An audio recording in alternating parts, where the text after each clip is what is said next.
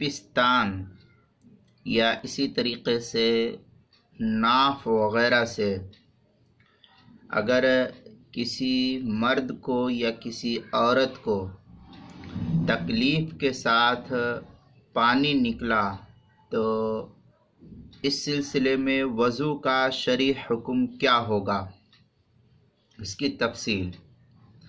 چنانچہ اگر عورت یا مرد کے پستان سے یا اسی طریقے سے ناف سے کسی اندرونی بیماری کی وجہ سے پانی نکلا ہے تو اس سلسلے میں فقہا لکھتے ہیں کہ وضو ٹوٹ جائے گا۔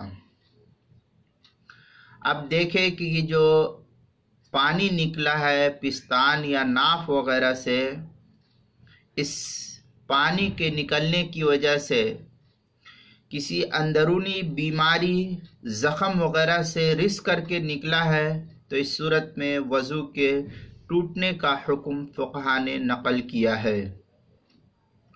شامیہ وغیرہ میں ہے الدم والقیح والصدید وماء الجرح والنفطة وماء البشرة والثدی والعین والأذن لعلة سواء على الأصح۔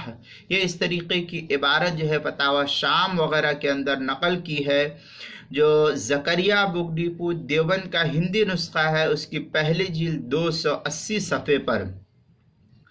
بیروت کا چھپا ہوا نسخہ اس کی پہلی جلد صفحہ 251 پر اس کو نقل کیا ہے، اور کتاب المسائل اس کی پہلی جلد صفحہ 162 پر اس کو نقل کیا ہے۔